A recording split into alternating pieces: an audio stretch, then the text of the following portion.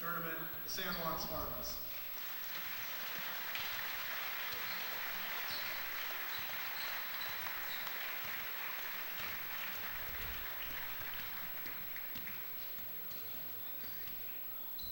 Coming up next, the championship game between the Placer Hillmen and Folsom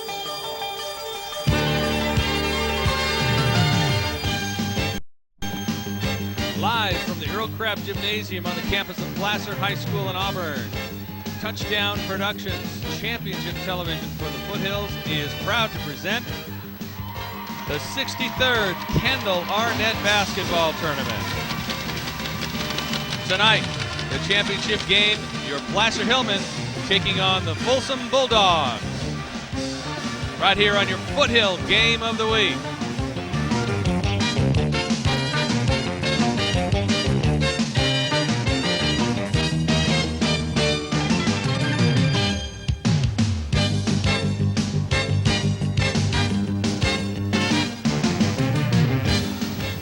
Ladies and gentlemen, and welcome to the 63rd Kendall Arnett Basketball Tournament, the oldest basketball tournament in California, for the championship game between the Placer Hillmen and the Folsom Bulldogs. You see the court there, Placer on the left, in the green with the white tops, Bulldogs on the right with the blue outfits. I'm Pete Dufour, along with my partner and basketball analyst Terry Tangney, our producer Gil Dominguez, and the entire Touchdown Productions sports team on hand here for the second of two games tonight at the venerable Earl Craft Gymnasium. Beautiful basketball arena, which has seen its share of Kendall basketball history. And Terry, the Hillmen find themselves in a familiar setting once again, the championship game of the Kendall Arnett. And this is the place that every kid who plays basketball in Placer High School wants to be. It's been an interesting tournament with the Bulldogs getting to the finals by beating Nevada Union and Colfax. A great semifinal game last night with Placer beating San Juan in overtime, and they win over Bear River in the first round. Looking forward to a fantastic game in the championships. Well, the Hillmen are 26-12 in the finals of the Kendall Arnett. That's a pretty good winning percentage of about, well, close to 70% of these first 62 Kendalls. And of course, they had two in 1971 when they changed the playoff system, and it used to be a postseason tournament. A lot of fun. They bring the JV kids up, and a lot of teams would come and play. But then they went to the section championship postseason tournament, and Placer did very well in that very first one, finishing second to a school about 3 times their size, Stagg of Stockton, down at American River College. But they changed the tournament then to a holiday tournament. Placer won 2 in 1971. And Terry Tangney, you won your share of these Kendalls and coached a lot of kids here. And I'm sure that this is going to mean a lot to all of these, especially the seniors tonight. Well, you know, there really isn't anything basketball-wise that compares to this in this area. I don't know of any other tournament that has this kind of prestige, and the players who play here just absolutely live and die for this night. Getting to the finals of the Kendall pretty much makes a season. Not that the other part of the season isn't important, but boy, that's a highlight. And the way you find that out is you talk to a kid like a Scott Hamlin or a Mark Keller who came here from another school, and hear them tell you what it's like to run out the championship game with the stands full and the band playing, and it just doesn't get any better than that in high school basketball. Well, Scotty Hamlin, quite a scorer for you. I don't think they had the three-point arc back then, did they? Oh, no. Hey, we would have had to have a calculator to keep track of his points. He was a Pistol Pete Maravich of the day. Well, the Hillmen right now, coached by Mark Lee, are 10-4. They've made it to the Kendall Arnett finals once again, but the hair of their chinny chin chin, as Terry said, an overtime victory over San Juan last night, and a squeaker against Bear River, Jack McCrory's team, the night before. And they have defeated Folsom already this year. In fact, they knocked the Bulldogs out of the championship hunt in Folsom's own tournament, and that was a few weeks back. I've got to, I guess the story here is tradition versus a little revenge, maybe. Well, it's it's an interesting setup because you've got Folsom that's a very young team. They only have 3 seniors on the team. Their record away from Folsom High School is only 2-5, which you'd expect of a young team. But they're bigger than Placer, and they do have the revenge factor. So how do you balance that out against this is Placer's tournament in Placer's gym? It's this championship game. As you pointed out earlier, the record in the championship game is outstanding.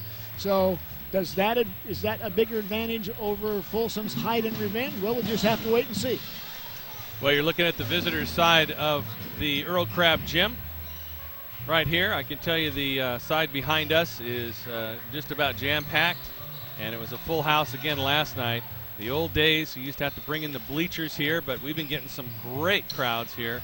There you see a local artist who does these portraits of the kids. There's the hometown side. The woman with the blonde hair there is Seth Lenz's mom, turning back towards the camera, and to her right, her husband, Sean, and they're going to be rooting on their son. We'll tell you more about Seth. He suffered through a tough night last night as he was battling a little touch of the flu, but did a great job for the Hillmen.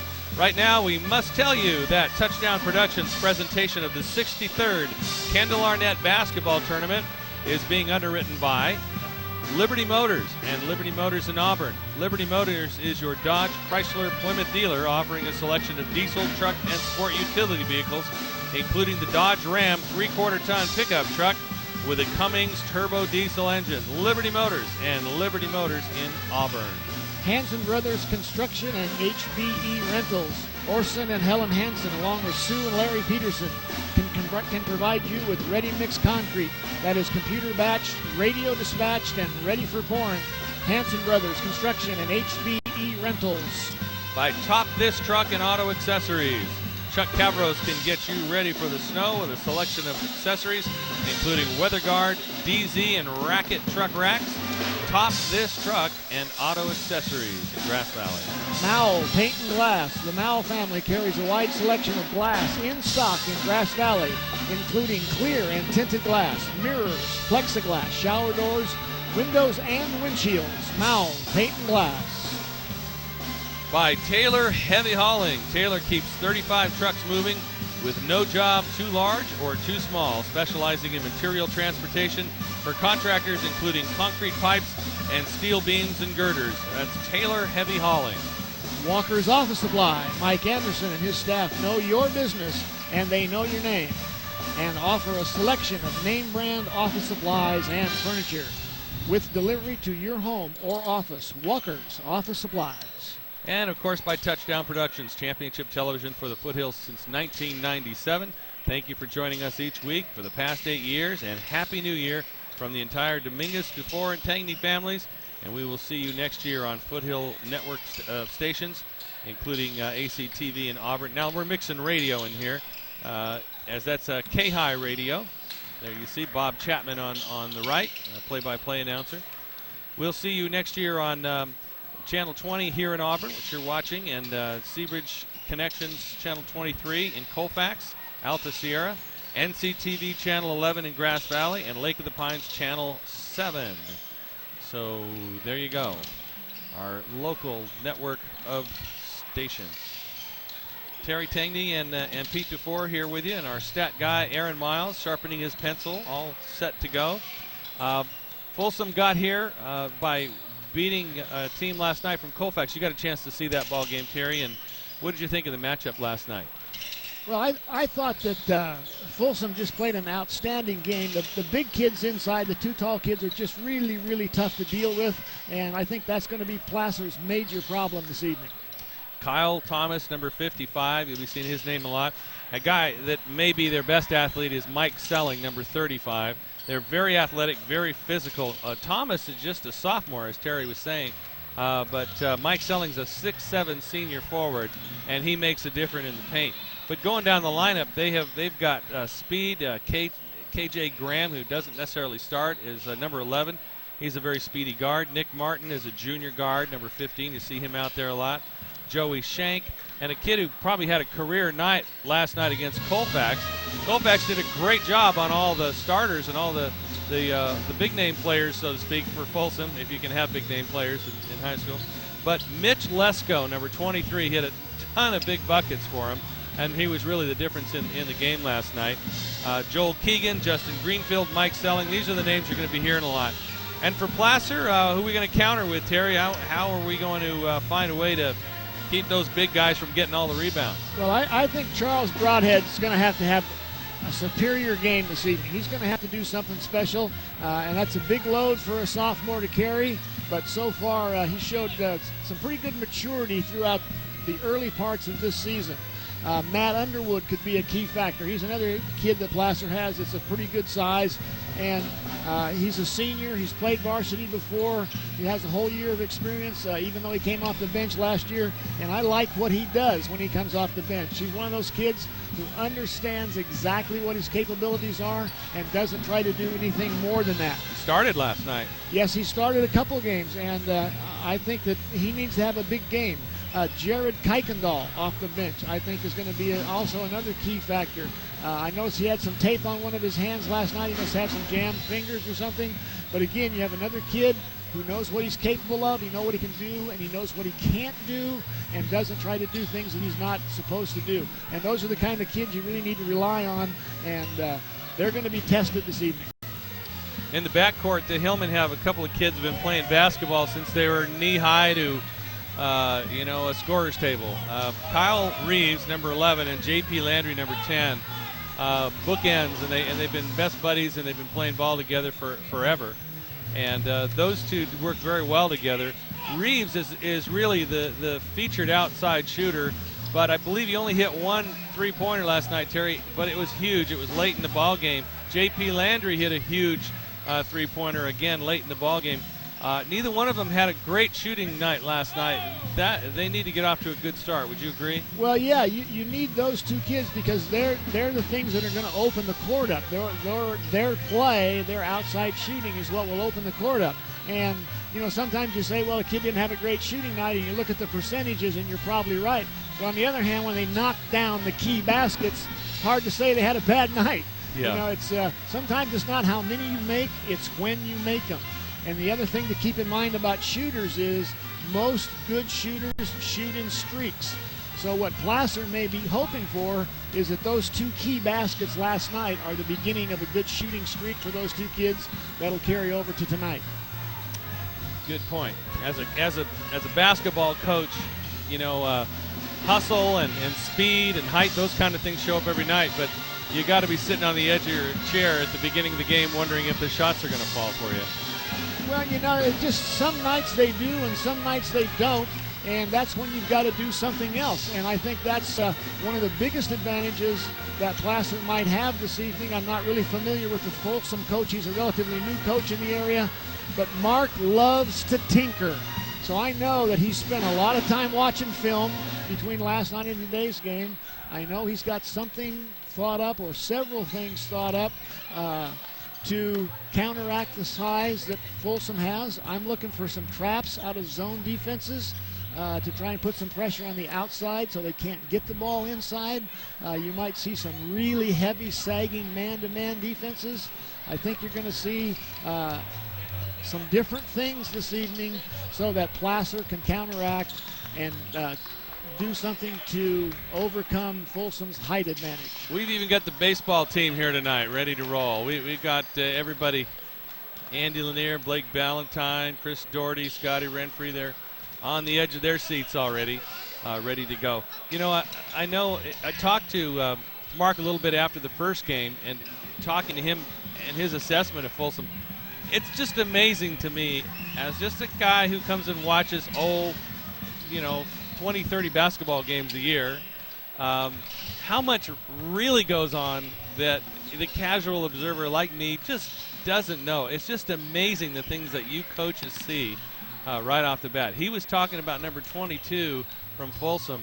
You're going to see him out there, Joey Shank. He's a left-handed dribbler. I mean, he's left-handed, shoots left-handed, rarely goes to his left.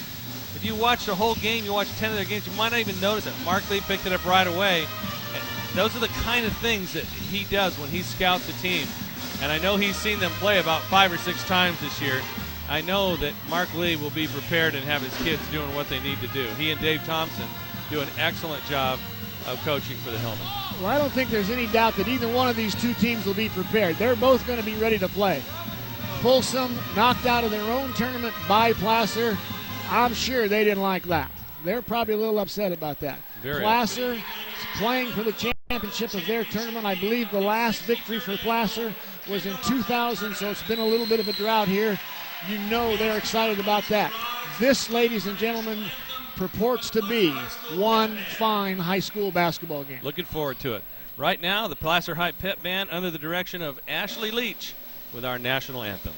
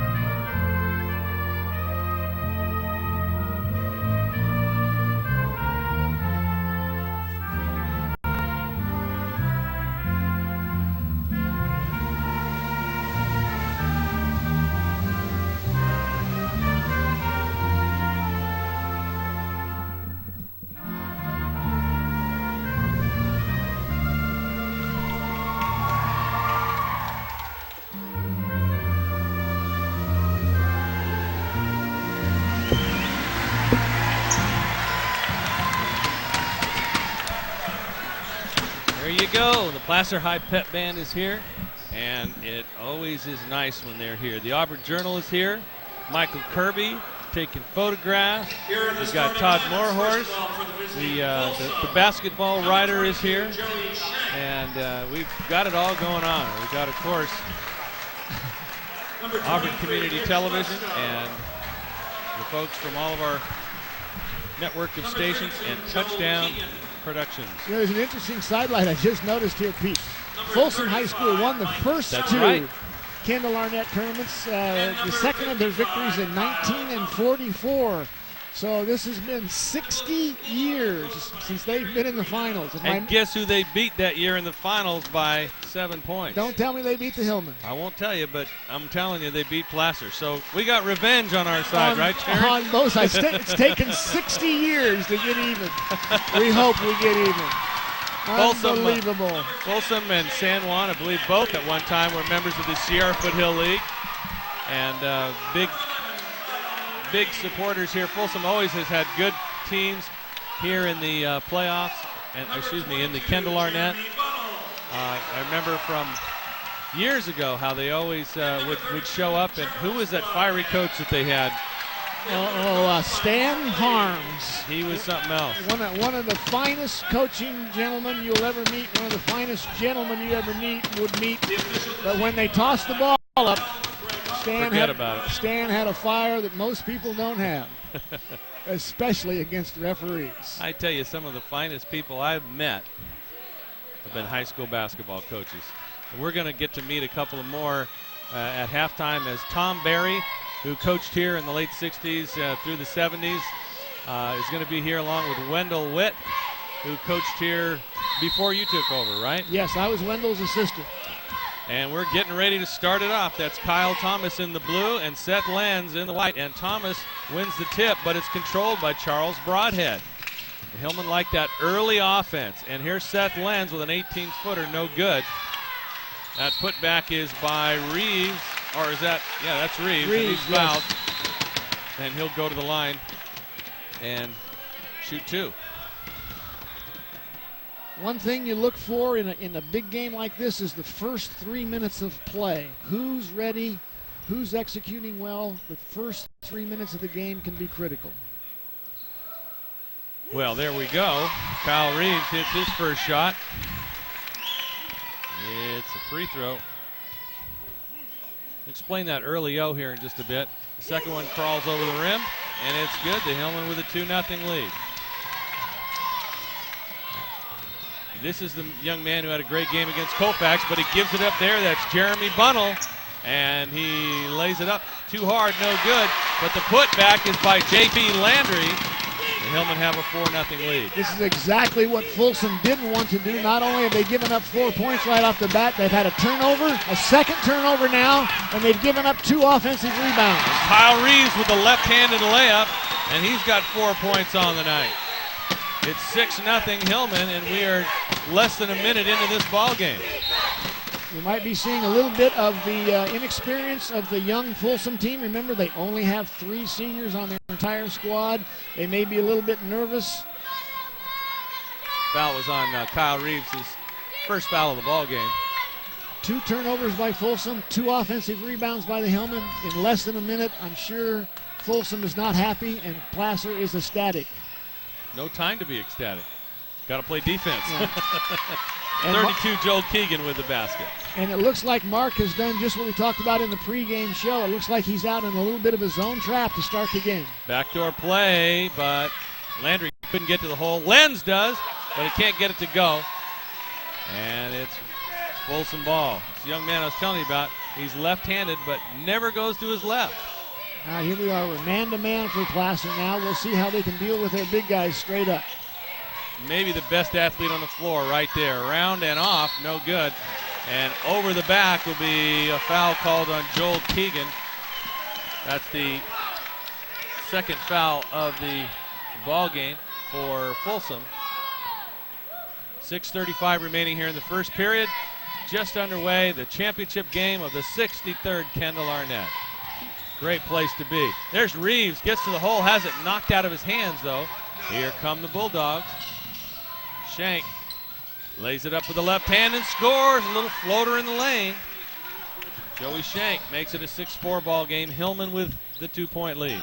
Well, if the Bulldogs were nervous, it looks like they're over it now. They're playing very well at the moment. From the outside, Kyle Reeves, and that's got to be a big boost as he hits the 3-pointer. Is he on a streak? We'll find out soon. Well, he's made the last 2 over the last 24 hours. I call that a streak. That's a streak. We'll take it. For me, 1 in a row is a streak. From the outside, no good on the long 2 by Thomas, the sophomore. Hillmen quickly up the floor. Broadhead down the low post, out to Lenz, and he's got nothing but the bottom of the net. Seth Lenz. Again, fighting off the flu and fatigue last night. And right now, the Bulldogs want a timeout. Gary Greeno calls for a 30-second timeout, Coach. Well, Kyle Reeves is just off to a great start. He's had 2 offensive rebounds. He's made 2 free throws and a big 3-pointer out of the corner. It doesn't get much better than that to start the game. Let's see if he can keep it up.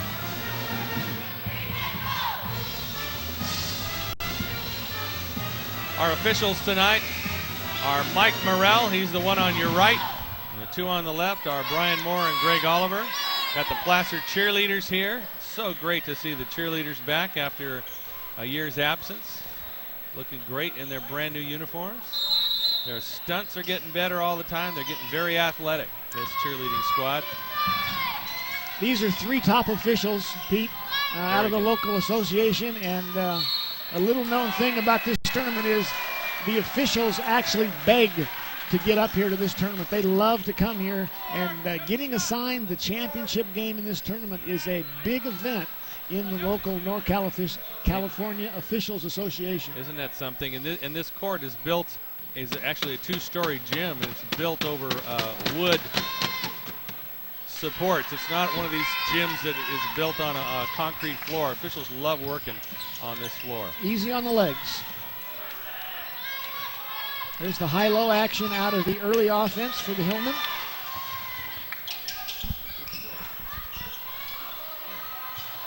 Who scored?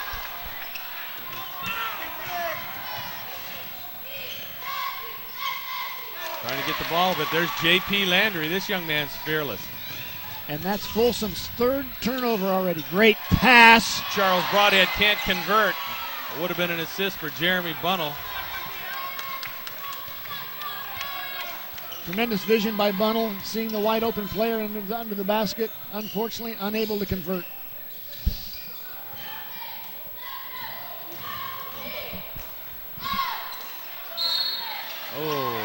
First, Keegan put it up, trying to convert again as he had a moment ago. And then it went to Selling. It's a fine athlete right here, this young man.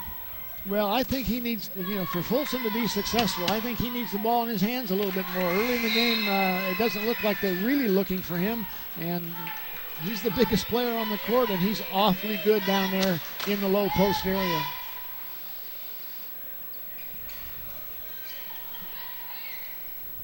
Little cleanup committee here by the officials.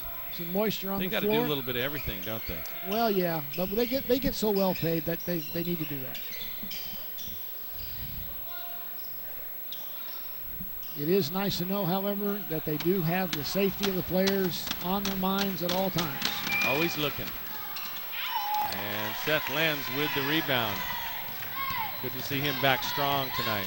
He was just dying towards the end of last night's game. In fact, Mark Lee said he didn't want to call a timeout because the kids didn't want to stop. Because once they stopped, they didn't know if they could get going again.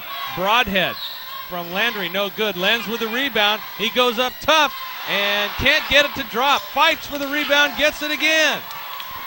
Seth Lenz, those big long arms. Well, I tell you, the Hillmen may be smaller in stature, but at the moment they are dominating the boards.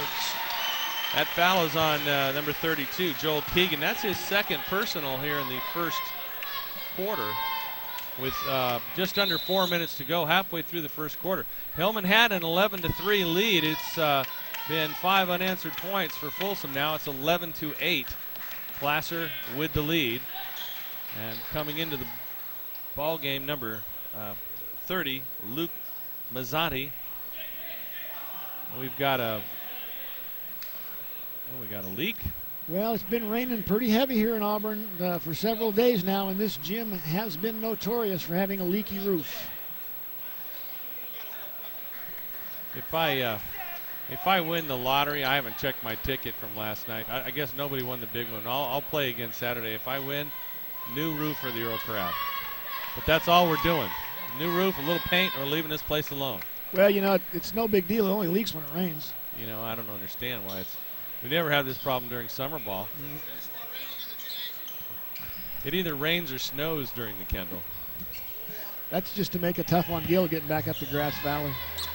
I remember when Greg Lukenbill had to climb out on those beams at Arco Arena to try to figure out what the heck was wrong with the new roof. Turned out the water was just blowing in through a vent. He said the roof didn't leak. It was just blowing in through the vent. Blowing in through the vent. Okay, Greg. There you go. The roof on this gym is relatively flat. And if there's any kind of a clog in the drains or anything, the water tends to puddle up on the ends where the main baskets are. That's where the two biggest leaks are, right under where they're cleaning up now, under this basket, and the same thing on the basket in the other end. Well, I believe that's Brian Moore has just signaled a timeout, let both teams go to their bench and until they can try to get this thing mopped up. Well, it's going to be a continual problem because obviously we don't know, but if it's raining outside and that roof is beginning to puddle up on top, it's going to be a continuing problem. Where's Greg Lukenbill when we need him? They're going to have to get somebody out on that roof. Absolutely. With a broom or something. How do you get up on this roof? Very carefully. Very carefully, especially in the wind and rain outside. Yeah, the Placer cheerleaders don't mind. They can play through a little bit of rain. It's too bad Jeff Sherfy, one of our good point guards from years ago, is not around. He knew how to get up on the roof. He used to get up on the roof and crawl through the windows, come in and sneak in to practice by himself. Well, Mike Morrell, the official right there with the good broom. I wonder if he's handy around the house like that. Well, he better be. He looks like he's experienced. I think we got everything just about sopped up. Jeremy Bunnell will inbound the ball. Hillman, after leading 11-3, have seen Folsom score 5 straight, so maybe that was a break for the Hillmen there. Tried to enter the pass to Broadhead, but it's knocked away from behind by Selling. And here comes Shank. What Placer wants now is to stop this little run, and Folsom in the worst way wants to get a really good shot to keep the run going. He likes to go to his right. Shank with the left hand, no good. And there's Broadhead with a rebound. There's the high-low off the early offense. Now they'll reverse and cut. Land steps back and misses the shot. Folsom with the rebound. 11-8 coming up on the 3-minute mark here in the first period. Looked like a travel, no call. Hillmen fans wanted to call. Only 3 officials out there. You can't see everything. No, heavens no. And you don't want to call everything either. There he is. Well, the fans want you to. Yeah, they just want you to call this stuff against the other team. Well, you're exactly right there. There's problems for the Hillmen right there. And Kyle Thomas rolls to the hole, and he draws the foul. Straight up, man-to-man, the Hillmen are going to have trouble defending the post area. A couple things you can do. You can sag down and help. You can throw double teams at them. You can fake like you're going to double team and not double team. Try to cause as much confusion as you can. I like what they were doing early in the game, the Hillmen. They were extending out very high and putting a lot of pressure on the perimeter players, making it difficult, if not impossible, to get the ball into the big Folsom players. Well, Brett Watson into the ball game now, along with Jared Kuykendall, and Seth Lenz has a seat with 2 personal fouls in the first quarter. And J.P. Landry can't get the 3 to fall, and Selling with the rebound. He is getting all the rebounds at the moment on both ends. 11-9, the Hillmen trail by 2 as Shank goes one-on-one against Reeves. And as you see, Reeves is letting him have his left, and he just doesn't have one. And that's just so unusual for a left-handed. Oh, that's a nice pass. And right back to Thomas as he scores. And the Hillmen find themselves giving up the last 8 straight points. It's an 11-11 ball game. We got a whistle underneath. It's going to be on Folsom. Foul's on number 23, Mike Lesko, and that's his first personal. That's the 4th team foul on the Bulldogs, each team with 4 team fouls. This is Kuykendall trying to get it in, and does. Over to Broadhead. Broadhead out to Landry. Can he hit the 3? No good. Back iron and off. And here come the Bulldogs. The Hillmen need a stop in a big way right here. Here's the kid that had the big night against Colfax. Mitch Lesko hits a 3, and just like that, 11 unanswered points for the Bulldogs. They lead it 14-11 with 1:35 to go in the first quarter. This is where, as a coach, if you're the Hillmen, you need to come up with something a little bit different. This possession is a pretty important possession for the Placer team. They haven't scored in a while. They need to get a really good shot by one of their really good shooters. On the other hand, Folsom is over there, and they're trying to figure out a way to keep this run going. They're thinking, we want another stop right here and go down and get another basket because we're on top of things and we're under control of the game at the moment. So let's see what Mark Lee and the Placer Hillmen come up with here. They need to get one of their really good scorers a really good shot. Well, Kyle Reeves had a little bit of variety, one of everything. He had 2 free throws, a 2-point basket, and a 3-point basket, and he had 7 early points as the Hillmen rushed out to that 11-3 lead. But now it's 14-11 Folsom. Well, he may be the man they're looking for at this point then. But they need something good here. They need to maybe take a little time, be a little patient, not quick shoot the ball, get something very good, get a really good shot. We've got a reach foul on number 30, Luke Mazzanti. His first personal. That's the 15th foul on Folsom here in this first quarter with 1:28 to go. Reeves inbounds from the sideline in front of the Folsom bench to Landry. Pete, Folsom has really picked up their defense now. They're putting a lot more pressure on the outside. They're playing a lot closer, taking away Placer's room to maneuver, making it difficult to pass and cut. Reeves is short on that shot. Had the stroke early, and the Hillmen got to hope he can get it back. They need a little relief from the outside. Mike Wamond is getting off the bench for Mark Lee and Placer Hillmen. And from the outside, Justin Greenfield, the big senior, hits a 2-pointer. It's 16-11. Now see, that's caused by Folsom's height. Placer had to send a man in to double team down on the post, left a perimeter player open for an easy shot right at the corner of the free throw line. That ball kicks off of a Folsom player. It'll be Placer ball on the baseline. Reeves is going to have a seat, and Mike Wamman is coming into the ball game. Mike also a defensive back on the football team. Quite a hustler in that Folsom tournament. I saw him make some great hustling plays. I think against this Folsom team too. Placer again beating Folsom in their own tournament and really handling them. It was only a 4-point win, but they really seemed to control that game as Watson rolls to the hole and scores and breaks a 13-point scoring drought. And that's exactly what Placer needed, a really easy basket, nice close shot. The putback is no good off the miss by Shank. And Wamman gets it under control. Landry going to fire again and hit. J.P. Landry, foot on the line, they say. Two-pointer, and it's a timeout. Where? I believe Folsom. He saw something that he didn't like. I guess Folsom is taking the timeout. Yeah. Timeout, Folsom. Oh, I'm sorry. End of the quarter. We didn't hear the horn. Every 8 minutes they change quarters, right? Okay. Timeout for us. That's why Landry shot that shot. It was at the buzzer. You think we ought to start paying attention? Okay. I thought maybe somebody called. Well, listen, that was an exciting first quarter. There you go. The Hillmen trail by 1. But I guess what you don't see, and when you look at a line score like that in the paper tomorrow, you go, well, it's a pretty even first quarter.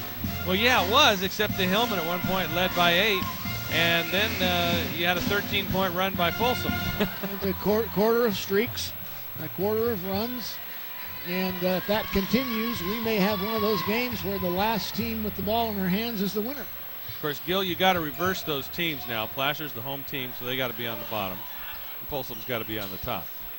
You can leave the score the same. How's that? Well, we'll take the extra point. Hillman will take the extra point. Bulldogs are going to inbound here to start this second quarter. They lead at 16-15, and right away a steal by Kyle Reeves. And there's that little trap out of the zone. I like that. Placer does that very well. That really is something that has helped them in this tournament. There's a reach over the back, and again that's a foul for Justin Greenfield. Well, we've got Matt Underwood in the game now, maybe trying to counteract Folsom's size a little bit. I like the way he plays. He does some good things in there. He's a hard worker. That's the 6th team foul on these Bulldogs. Next one, they'll be in the penalty, and that ball's tipped off of Luke Mazzanti, number 30. Folsom has really picked up their defensive pressure. They are harassing the perimeter players from the Hillmen now, and it's causing them some trouble in running their offense. This is Kuykendall over to Watson. Far side, that's Jeremy Pombo, or rather Aaron Pombo, I beg your pardon, number 3. And he is a little fire plug. Fun kid to watch. Unbelievable hustle. Traveling violation. And it'll be Folsom ball. Each team with a turnover here to start the second period, Terry. Not what either coach would want, I'm sure. Both teams looking for good shots, but the defensive pressure by both teams has really picked up since the start of the game. Excuse me. Points are really going to have to be earned now, it looks like. Selling. Jumper from the elbow, no good. And coming up with a rebound is Kyle Reeves. Here comes Aaron Pombo right up the floor. Underwood over to Reeves, top of the key. Pombo. This is Kuykendall. Watson. Round to Reeves. They get right out on the shooter. They give it to Underwood, top of the key. 13 on the shot clock. Reeves with the ball. He rolls to the hole. He'll try to put one up and get it to go, and he does. Great move. Up in the air. Hung, waited to see if there was going to be any contact. There wasn't. Then he released a little short shot. Very well executed. 17-16, Hillmen with the lead. 6.5 to go here in the first half. It's the championship night of the Kendall. Nice job by Underwood getting around, but he got a little bit too much arm on that one. And that's the 6th team foul for Placer, both teams with 6 fouls. Coming back in, J.P. Landry and Charles Broadhead for Placer. And this is an exciting player, this K.J. Graham, number 11 for Folsom. Inbound, the pass knocked away. I think Charles Broadhead got a piece of that. And this is Landry. Landry to Reeves, has it knocked away and is fouled by Nick Martin, his first personal. And the Hillmen will go to the line and shoot 1-on-1. And if you're an opposing coach, this is not the guy you want to see at the line. Kyle Reeves is a deadeye. He doesn't miss many. And you know, the interesting thing here, there's 6 minutes and 10 seconds left in the first half. If Placer gets another foul, both teams will be shooting 1-on-1 for 6 minutes at a time. That's a long time for 1-on-1s. Missed the front end of a 1-on-1 and missed it short. I guess we jinxed him. We shouldn't have said anything. Darn it. That's potentially a 2-point loss there because he missed the first one. But I'm going to back at it. Forget about that. Let's play defense. Kyle is going to get his points. He is a deadeye. This is Graham. Gets it into Selling. Turn around. Nope, not going to go. Good defense. Double there. And the shot no good. Watson with the rebound. Good double team by the Hillmen that time, Terry, on Selling. They are just jamming the middle, something fierce down there now, and sort of telling the outside guys, go ahead, see if you can beat us. Here's the guy who can shoot. Just misses off the back iron. It was encouraging to see him get the early 7 points. 32. Broadhead for Placer appears not to really be guarding anybody in particular. He is just lurking in the paint area, jamming up the post. And they got an offensive foul. No basket. It'll be Placer ball. I think I detected a little Vlade Divac there. Didn't look like there was a lot of contact, but well, that's Keegan's 3rd personal, and he's going to have to come out and right back in. You don't lose much here. Keegan, 6'8" junior, yeah, but Kyle Thomas, the guy coming in for him, is 6'7". So they've got the height down there in the paint. This is Kuykendall to his left. Broadhead top of the key, right side to Reeves. Dump it down low to Broadhead, puts it back in. Charles Broadhead off the assist from Kyle Reeves. Good ball movement, good player movement, resulting in an easy shot close to the basket.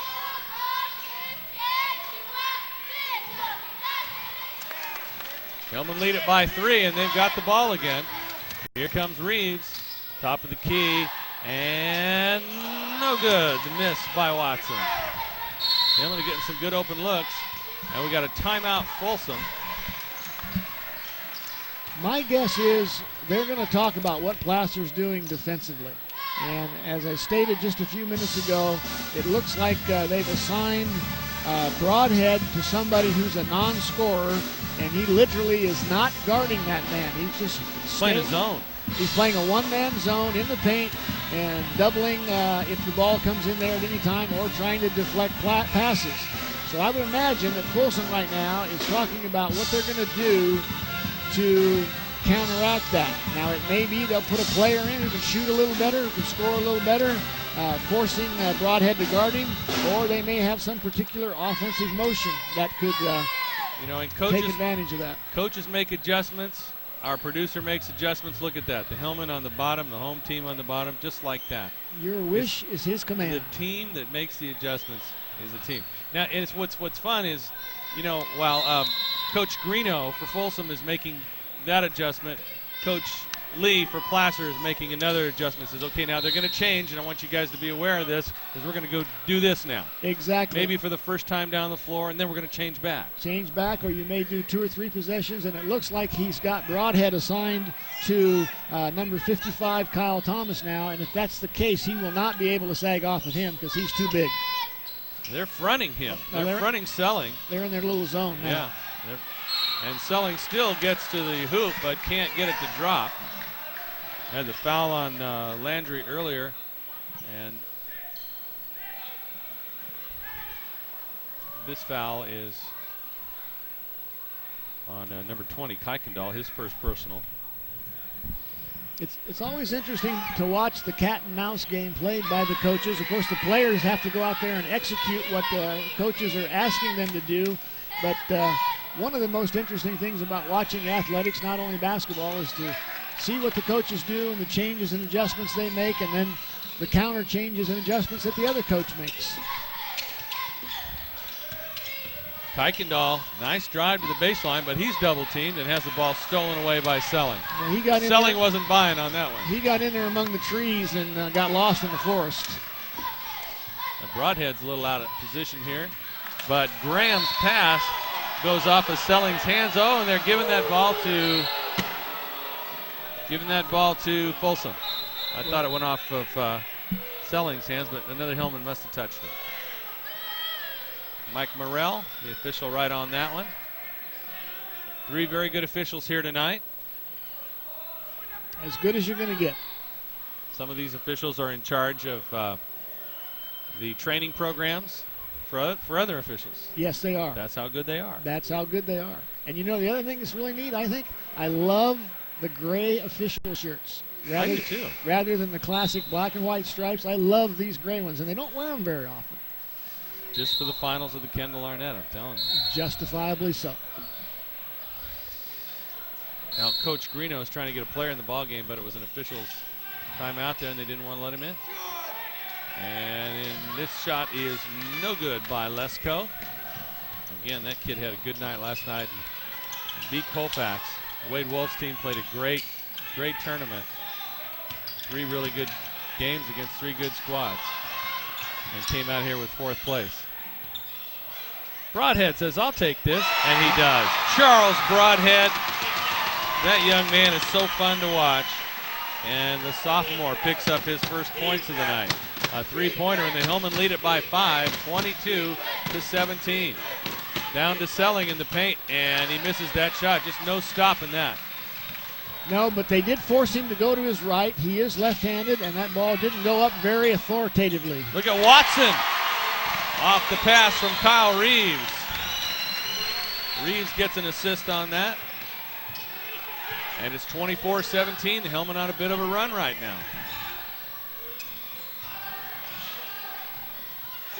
And from the outside, the big kid, no good for Kyle Thomas. Kyle Reeves with the rebound. Here's Bunnell, gets it to Broadhead.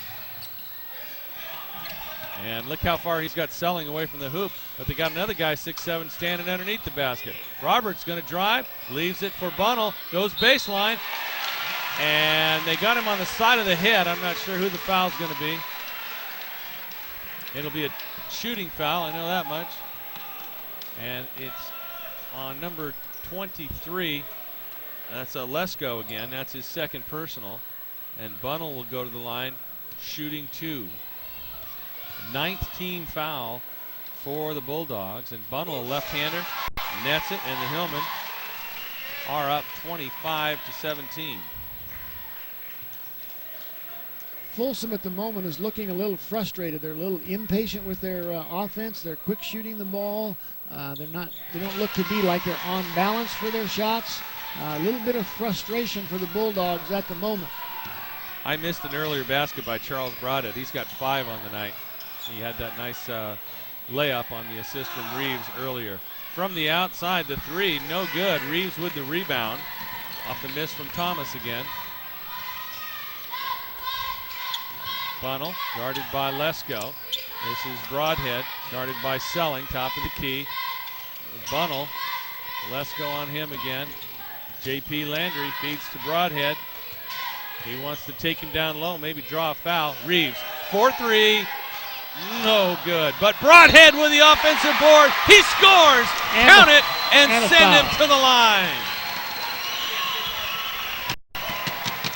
You see, the difference in this game at the moment is Placer's coming down. They're running their offense with some patience. They're moving the ball from side to side. They're forcing the Folsom Bulldogs to defend the entire court and being patient and waiting for a good shot opportunity. On the other end, Folsom is coming down, making only 1 or 2 passes with very little player movement and quick shooting the ball. And that's the difference in the game at the moment. That's allowed the Hillmen to take a good lead. 14-1. Look at that second period stat right there.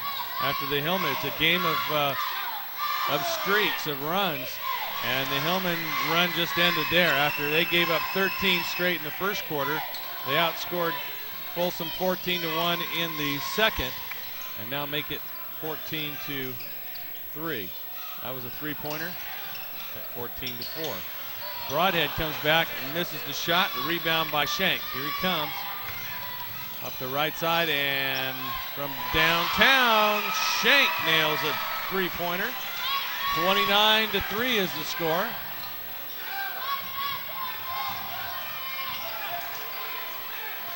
Reeves, guarded by Coughlin. There's Reeves, top of the key, just can't hit. Back to Kyle. Put it up. Nope. Gets it down low to Bunnell. What a beautiful pass. Great pass. Tremendous vision. Tremendous court awareness.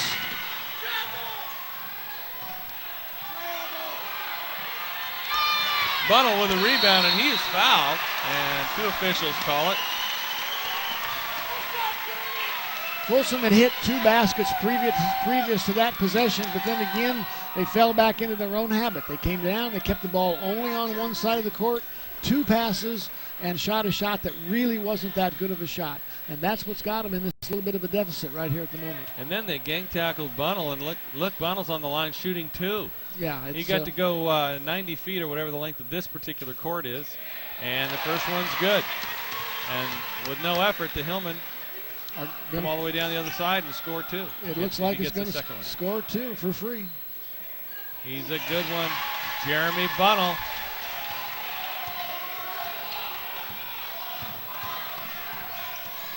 And the Hillmen lead it 33-23, 10-point lead with 6 seconds left. First half, championship night of the Kendall. 3, 2, 1, and Lesko doesn't realize it, but that's the end of the first half. And Folsom can't even get a shot off. And the Folsom coaches are over there sitting on the bench scratching their heads going, what the heck happened to us here in the second quarter? We were on a run. We were down early. We came back. We took a lead. Placer got it back, though, 17-16 on the Reeves layup. Broadhead scores off an assist from Kyle Reeves. Broadhead hit a three, hit a putback, and then made the foul. Bunnell hit one, a layup with a assist from Reeves, and it all added up to a 31-23 lead. And then the Hillmen get two free throws from Bunnell with 15 seconds to go, and it makes it 33-23. And that's the end of the first half. Incredible first half, Terry. Well, what happened to the Folsom Bulldogs in the second quarter was inexperience. Again, I hate to keep harping on that point, but they do only have 3 seniors on the whole team. They play a lot of juniors, and the type of thing that happened right there at the end of the half, where they weren't aware of how much time was on the clock, couldn't run something to get a nice shot, and that's what happens when you're young and inexperienced. You lose track of things. If things don't go well, you get a little frustrated, and you get an 18-7 quarter thrown on you. And it's very frustrating if you're a coach, but you have to understand what the problems are and go in there and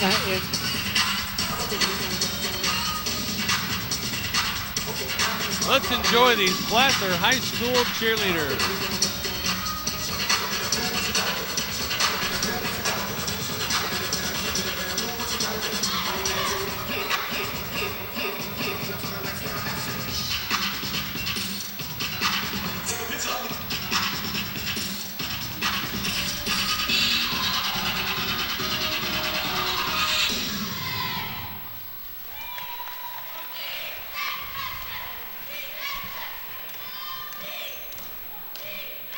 Listen, we're going to Terry, talk for a second.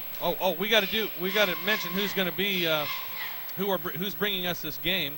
We'll continue to watch the Placer High School cheerleaders.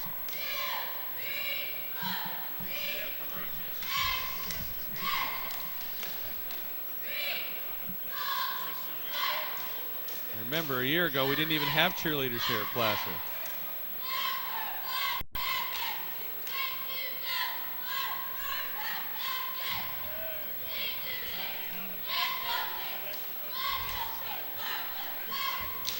You know, the Junior Hillmen program has had a number of good cheerleaders, and a lot of these girls came up through that program.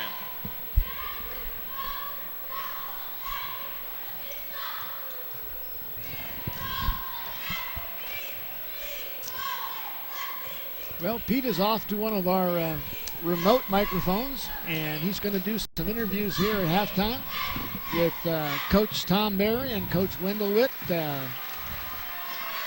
totaling many victories here at the Kendall Arnett tournament. Be interesting to hear their comments. All right, let's do that after we thank the people who bring us these fun games to do. As the 63rd annual Kendall Arnett tournament is being underwritten by Liberty Motors and Liberty Motors Auburn.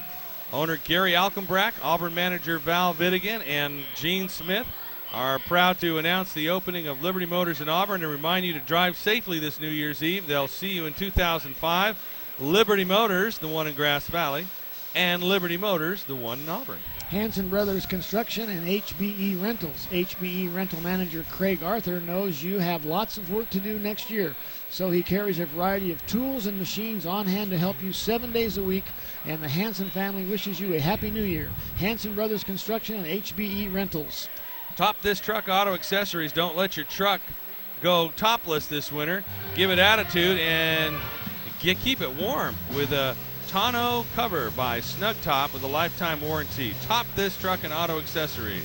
Mowell Paint and Glass. The Mowell family is celebrating 55 years of serving you in Nevada and Placer counties and specializes in Pittsburgh paints and stains and every manner of painting accessory. Mowell Paint and Glass. By Taylor Heavy Hauling with 35 trucks and at their disposal. Richard, Sheila, and Dusty Taylor specialize in heavy hauling, from rockets and other monster stuff to little stuff they can handle it all. Taylor Heavy Hauling. And Walker's Office Supplies. The Anderson family has lived in our community for many years and is proud to be part of your life in the foothills and looks forward to seeing you in 2004. Walker's Office Supplies.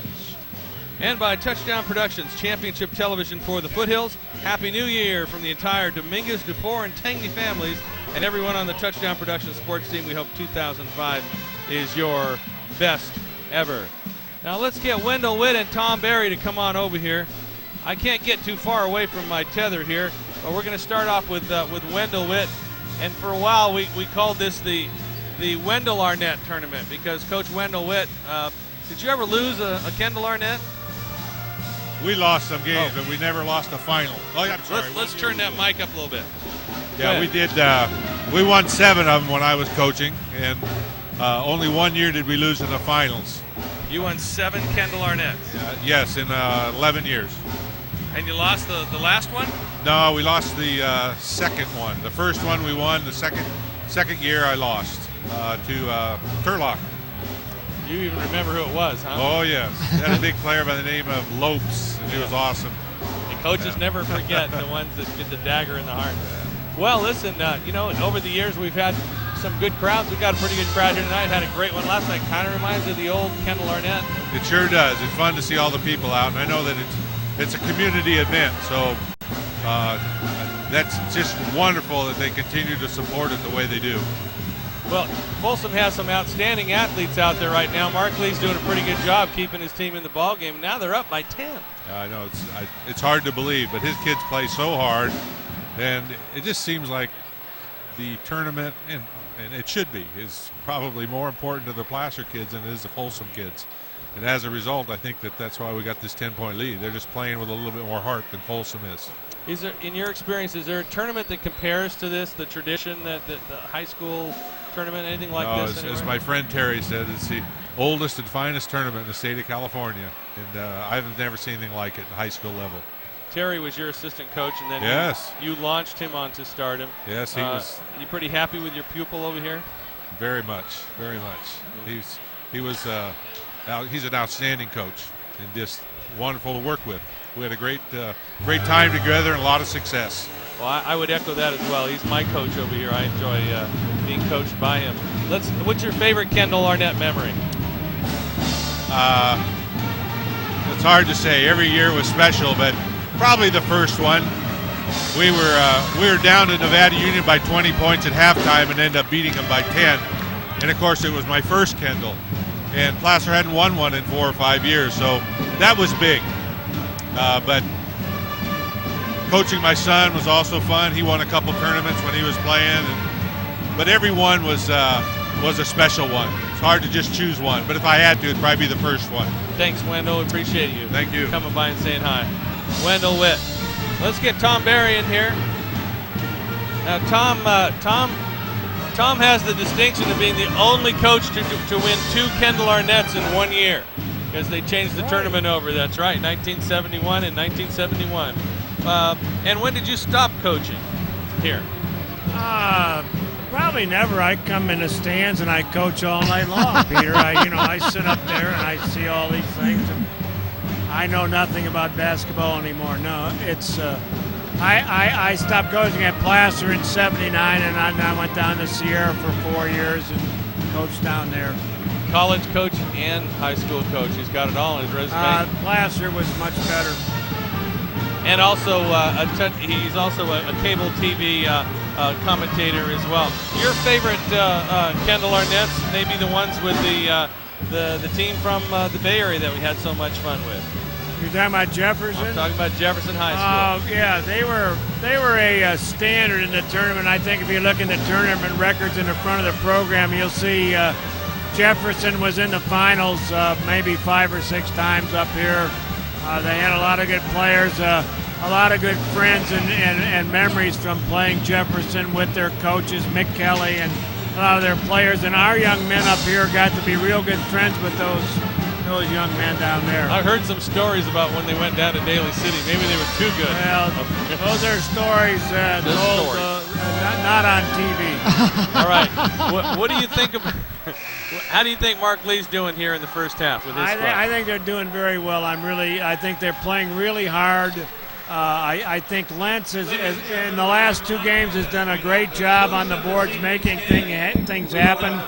He's not a particularly wonderfully skilled player, but he plays so hard, he makes things happen, and Placer's doing very well defensively, keeping their big people off the boards, and I'm very impressed. Pardon? All right, he's just a junior too, and he is a junior, and I love the sophomore Broadhead. I think he's going to be a very fine player, and their 2 guards, Landry and Reeves, can shoot the ball. They've been in and out and haven't been particularly wonderful at all times, but they play so hard. It's just they play very, very well. I'm very impressed with Placer. Thank you, Tom. Tom Barry joining us here, the coach for many years here at Placer, and we're underway now in the second half.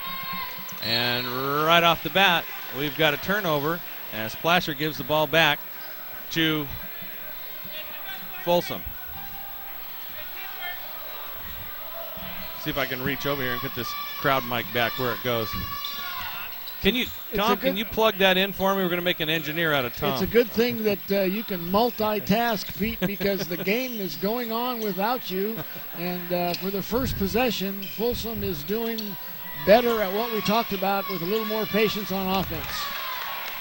Placer with a turnover and Folsom with a missed shot, and that's it. Oh, that's a great backdoor cut and a great pass by Kyle Reeves. 2 points. Right out of their early offense, high-low action, very well executed. And right back on the other end, Selling misses one, and Lenz with the rebound. 35-23, the Hillmen with the lead, and all the way to the hole, J.P. Fearless Landry, and he'll go to the line and shoot 2. You know, Pete, often games develop in plateaus point-wise. And, the first plateau is you get a 6 or 8 point lead, and then the next plateau is you get about a 12-point lead. And then if you can blow that up to 18 or 20, oftentimes the game is over. And if Folsom is not really careful here, Placer is about to go to that next plateau. And if they do, this game could be in the bank. Well, Reeves with 9 points in the first half, Broadhead with 8. Landry now has 6 points on the night. Those are your leading scorers for Placer. We'll take a look at Folsom here in just a second. Oh, Folsom is right here. Oh, we got a whistle. We're going the other way. Oh, he slammed the ball down. Oh, that was close to being a technical. Yeah, we got an illegal screen. And players don't like to do that. Can't do that. So Well, I should say they like to do it. They don't like to get caught doing it. But as a coach, that's one thing you don't ever get too upset about. It's sometimes hard to get players to screen, so if they get an illegal screen, you kind of let it slide. Now we got another illegal screen on this end. well, you call it one way, you got to call it the other. That must have been the point of discussion at halftime for the referees. Both teams a little shaky here early in the second half, feet, and this is the second important part of the game, the first 3 minutes of the second half. Free throw shooting in the first half for Folsom. They shot 60% from the foul line and 32% from the floor. Placer was 97% from the foul line and 41% from the floor. And trying to heat it up in the second half for Folsom is Joey Shank. And he's got 4 points on the night. Oh, there's an ill-advised pass. That's another word for turnover, right? Yeah, tried to make the cross-court skip pass, which is a very good pass. He just didn't throw it with quite enough power on it. And that one goes right out of bounds to the photographer. And the Hillmen lead 37-26. And I don't know why you'd throw it to the photographer. He can't shoot at all. Well, he can shoot, actually. He shoots very well with his camera. Very sloppy here in the early going. Again, this is the second really important part of the game. First 3 minutes is important. First 3 minutes of the second half is very important. And usually the last 3 minutes of the game are important. Both teams. Landry, he's wide open, and that looks good. That looks real good. That may change things. 40 points for the Hillmen. And Landry has his 5th point of the night. No, I beg your pardon. He's got 9.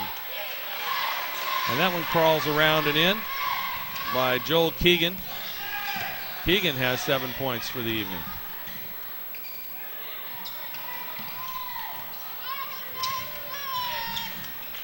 And there's Landry again. I'm telling you, that young man's fearless.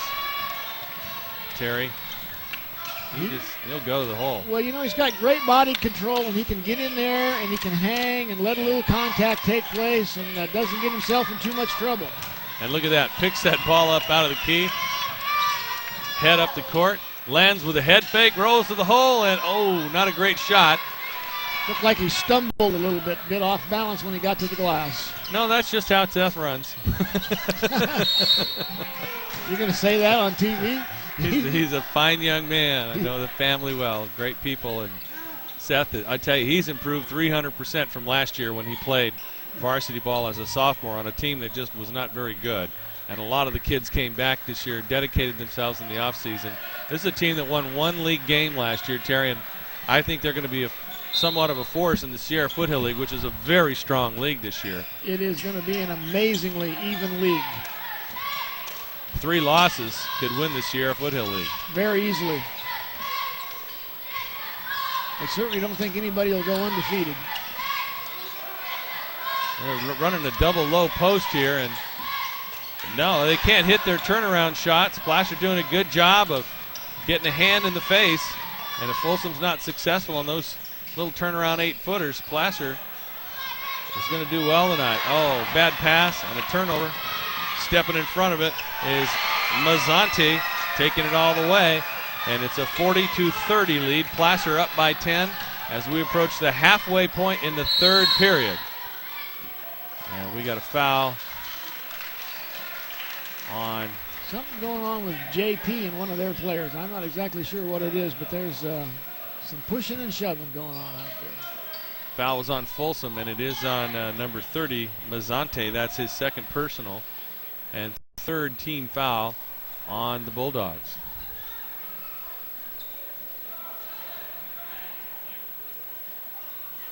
Well, we've got some kind of a problem with the scoring. Mike Duda at the scorer's table is on the score clock. Susie's on the book, and those two, you don't get any better than that right there. Boy, there's many years of experience there. I'm just wondering if the confusion is on the possession arrow, but whatever it was, they've got it straightened out. Kyle Reeves, a little short on the 3-pointer.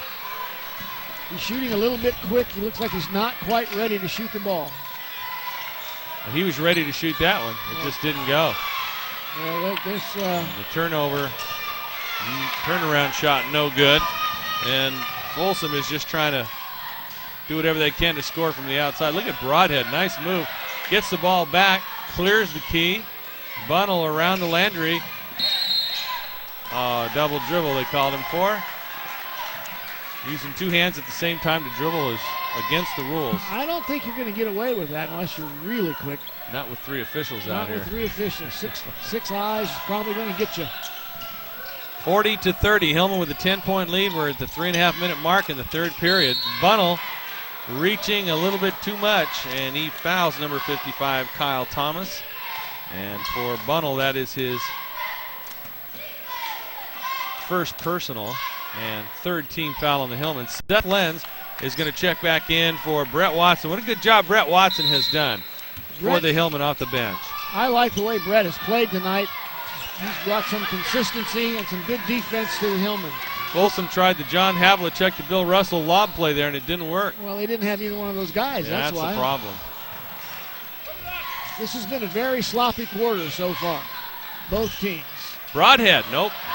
Nothing but air. And they call Bunnell for another foul. He picks up two quick fouls here. And, you know, Jeremy's a real leader out there. He's a senior guard. And when he's on the floor, I think the team is more fluid. You know, they just seem to run more smoothly. Well, neither team is running very smoothly at the moment. Sometimes when you come out from halftime, I guess it takes a little longer to get warmed up again or something, but this game is not very pretty to look at the moment.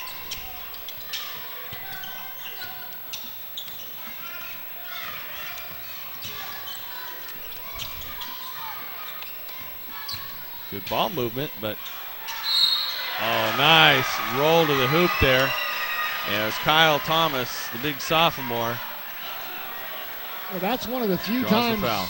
all game that Folsom has actually made Placer play defense for any length of time, and you know, that's the way to creep back into the game. Come down, show some patience, work the ball on both sides of the court, make Placer play defense for a long time at the shot clock, and get a nice easy shot like that. Folsom has a huge height advantage. If they can make Placer move their bodies around, they should be able to take advantage of that. 3-point play for Thomas. And it's a 7-point ball game. Hillmen up by a touchdown with 2.5 minutes to go in the third period. Landry kicks out. Kuykendall with the taped up fingers. Played big minutes last night for the Hillmen. He's been hurt, but he's back out there now. You know, and he opens up a lot of things for other players. He'll change the ball from And look side at to side, and That opens up a lot. then he'll just bury a three-pointer. Oh, why not? Why not? Off the bench, out of the doctor's office, off the bench, and into the scorebook with a three. Jared Kuykendall. And he's holding his fingers. I think he just hurt his finger again. That's a walk, no call. And it goes off the hands of Joel Keegan anyway. Hillmen ball, they're up by 10, 43-33. And we got some substitutions here. Coming in the ball game, Kyle Reeves will replace Jeremy Bunnell. And KJ Graham didn't check in. They're going to make him go check in. And Mike Duda, you're not going to sneak into a ball game with Mike Duda over there. No, you're not. And the officials surprisingly pay a close attention to that. Folsom with a little press here, maybe trying to change the tempo of the game. It didn't work. I mean, the Hillmen got the ball all the way to the hole, but an unforced error. And then turned it over. Yeah. As Broadhead didn't see that pass coming. Hillmen up by 10, 43-33. Minute 40 to go here in the third period. This is a fine-looking athlete right here, Joey Shank. And so is this, and Graham. Oh, there you go. Oh, nice little triangle offense there, and Joel Keegan puts it in for 2 more points. When they move the ball and move the bodies, Placer cannot deal with their size. 32 Keegan has 9 points and leads Folsom. Oh, he should have just bounced it off a Folsom player's knee there. Kuykendall got trapped. Yeah, he got trapped down among the trees again. This is Graham. He misses the shot. Watson hustles after the rebound. Gives it up to Reeves. Hillmen are just looking to get the ball up the floor as quickly as they can. They're very athletic, very quick, and they pass really well. And look at that one! Charge. Oh, no basket. J.P. Landry with the charge. And who was that? Was 30, Luke Mazzanti taking that charge? And the fans don't like that one. Toughest call in basketball. Is it a block or is it a charge? You know, talking to officials about it, I've asked them, well, what is the key for you? And a lot of them, is it position? Is he there? Is he this far away? And a lot of the heck with that is where did the contact take place? If the contact took place chest forward, they're going to give it to the defense. If you go off a shoulder, one side or another, they're going to give it to the offense. You know, and I would agree with that. I think that's a good way to look at it. If it's chest-to-chest contact, I think you got to give it to the defense. And I like the little half circle that the NBA has, too. I like that. If you're in the circle, you're not getting it. And I really agree with that, because if you're standing under the basket, I don't think you should get a charge. You need to be out away from the basket. Personal opinion. Well, it's a safety issue, too. You're not gonna... Yeah, the guy has to have room to come down. The broadhead wasn't really set on that one. Wasn't really squared up to the hoop, but it almost went in anyway. 43-35 with 18 seconds to go in the third period.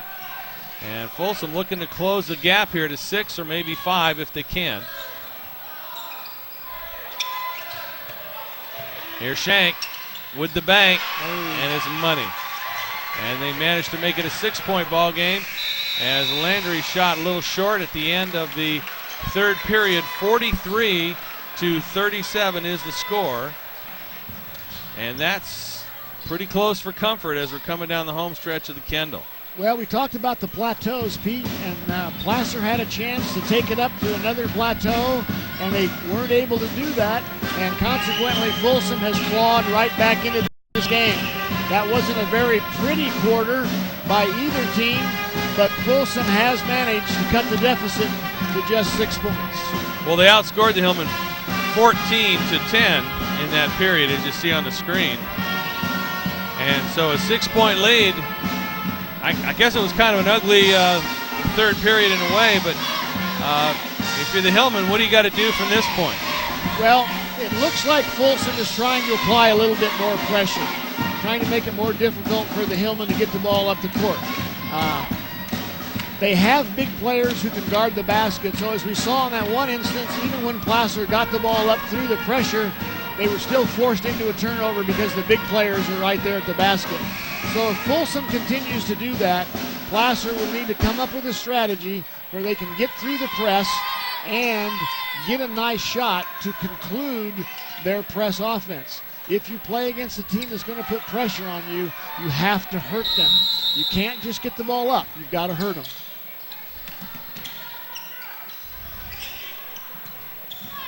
Folsom with the ball to start this Placer in there coming fourth out period. a little bit of a trap here to start the quarter. Extending that man-to-man and then jumping the ball. Not really his zone. Man-to-man. And they get a turnover. Oh, that's a nice defensive play by Folsom. Mazzanti, number 30. And down the other end, that's going to be trouble. Wow, what a play. Good defense. Great pass by Mike Selling. 12 points for Joel Keegan, number 32, who just laid that one up and in. Now we got a foul on Mazzanti. Boy, he's being very aggressive out there. The Folsom defense has really picked up. They are exerting a lot of pressure on the outside. They're making it very difficult for Placer to pass the ball. They're making it difficult for them to reverse the ball from side to side. And it's awful hard to score if you can't do that. There's J.P. Landry with a 12-footer. And Mazzanti went down playing defense and hurt himself. And we're going to take a look at that floor. The official wants to go over and see why he slipped. And I don't think Joey Shank is showing him one spot, but that's not where he slipped. That's where they're wiping up now is his sweat. I thought he just rolled his ankle over. It looked like his foot got stuck on the floor. Historically, that's not where the roof leaks. No.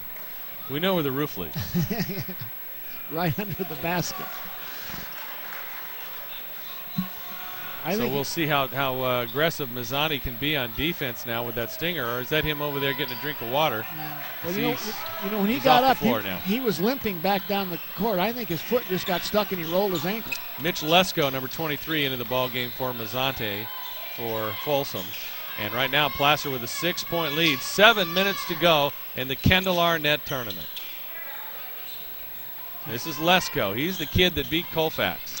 See, Folsom is being much more patient now. They're making Placer play defense for a longer period of time. That ball's tipped away. Funnel to J.P. Landry, and he lays it up and in. And Hillmen get a lot of points off of steals in the backcourt, Terry. Well, those two kids are quick, they're aggressive, and they're smart. They know when to go and when not to go for the steal. Bad pass, and trying to save it unsuccessfully is Thomas. And Landry to Lenz. Lenz going to get an offensive foul or a travel. Travel. He bailed him out. I think that was, it might have been a foul. He hit him before he even moved his feet. Bit off balance there, a little bit out of control. As soon as I praise Folsom for being a little bit more patient, Pete, they turned the ball over twice. Keep praising him. What the heck do I know, for heaven's sakes? This is a very athletic Folsom team.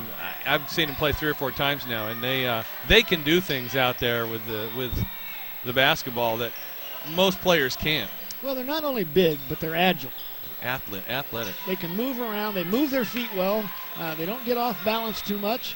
And when they show some patience, they're almost impossible to stop.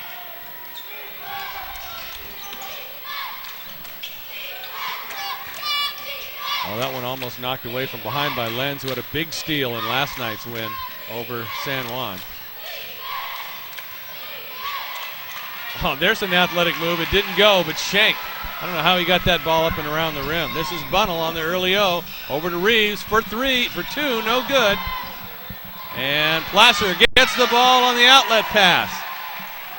Here's Lenz running the baseline, and it's a block foul. He'll go to the line and shoot 2. And on the floor is Mike Selling, who draws the foul.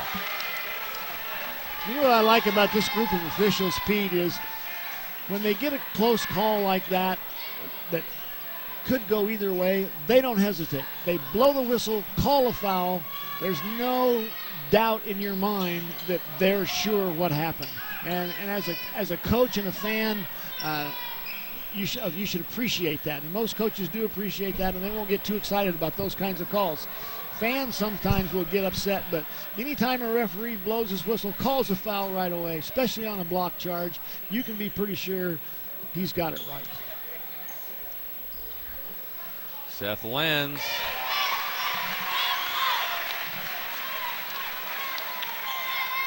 He's got 8 points on the night. Landry has got, 13? And Lenz has got 9 points on the night. And the Hillmen back up to a 10-point lead, 49-39 with 5:40 to go. Lob inside. Unstoppable. That's what the Hillmen can't deal with. One reversal of the ball, high post to low post passing. They just can't handle that. 6'7" to 6'8". Kind of hard to guard that. A reach-in foul is going to be on Lenz as he reached in on Keegan. And Keegan will go to the line and shoot 1-on-1. And Lenz now with his 3rd personal. And we're in a situation. Oh, is that on Bunnell? I thought it was on Lenz. I beg your pardon. That's on Jeremy Bunnell. That's his 3rd personal. 7th team foul for the Hillmen. I'm sorry, Terry. Well, Folsom's going to have 5 minutes worth of one-on-ones, but if they don't shoot any better than that one, it doesn't make any difference. They only shot 60% in the first half. That was a very tired-looking free throw. Hillmen were 97% from the line in the first half. We've seen him go 15 out of 16 some nights. Once again, Charles Broadhead with a 2, not afraid to just turn and shoot. Well, some really nice high-low action there on the posts from Placer. They set up a little play with a back screen. It looks like it's going to be a lob to the basket, and then the screener just, after he sets the screen, just steps out to the top of the key, and he's generally speaking wide open. And in that particular case, Placer executed it perfectly. Mark Lee this year has been doing this thing where his team does something well and there's a timeout. He's off the bench. He's turned into a cheerleader over there and has just done a great job. Just unbridled positive enthusiasm. It's great to see. Placer has 4 timeouts left, and Folsom has just 1, I believe, in this ball game. To have 2 left, 2 timeouts left, according to our stat keeper, Aaron Miles, outstanding JV basketball player for these Placer Hillmen. How'd you guys do in your tournament? You lost the championship game? Oh, okay. 4th place in the tournament. But what's your record so far this year? 12-2. 12-3 on the year. 12-3. Not a bad program we got here at Placer, hey? And how about the girls? 12-2 on the year. Tony Camalucci. They're rolling again. They're doing a great job. And they're going to be on Touchdown Productions coming up soon, too. What a shot. What a follow. Again, very athletic and a nice follow. Another nice follow, but it doesn't go. And the things that Folsom can do out there, like we said, hard for Placer to find an answer to, but if they just keep playing tough, they can get a few breaks like that. And right now they lead it by 10, 51-41. That ball's knocked away from the outside. Shank, the lefty, can't find the range, and now we got a foul on Folsom. Placer ball, and now we got a technical on number 55, Kyle Thomas. Picks up a foul, and then he did something or said something. No, I think it was a mistake. It'd be interesting to see the film on this, but it looked to me like he was just trying to relay the ball to the official and hit one of the other players in the head with it. Okay. I don't think it was intentional. It may well have been, but it didn't look like it to me. A good look at the tape would certainly tell us whether it was or not. Well, maybe we'll get a replay on that. Here's Charles Broadhead at the line. Charles not even close. You know, it's just like putting. They say never up, never in. Yeah, it's always hard when you're out there by yourself. Oh, yeah. That will be that way. You know, his free throw shots are like that. Just over the front of the rim. Don't mess around. Go down. 52-41. Hillman with an 11-point lead. Well, this could be a nice play here for Placer. And Selling is going to the bench. If they could score right here. Off this technical, they got the 1 free throw. Now if they could get some more points off this technical. And they get the ball, that's nice. Could swing them into some good momentum here as we come down to the last 3 minutes of the game. Broadhead, top of the key. Hands it to Landry. Landry to Bunnell on the left wing. Guarded by the big guy, the big sophomore. Lands with nobody underneath. Drives and dishes to Charles Broadhead. Absolutely fabulous pass. Great awareness. Knowing where the players are. Good vision to see the open man.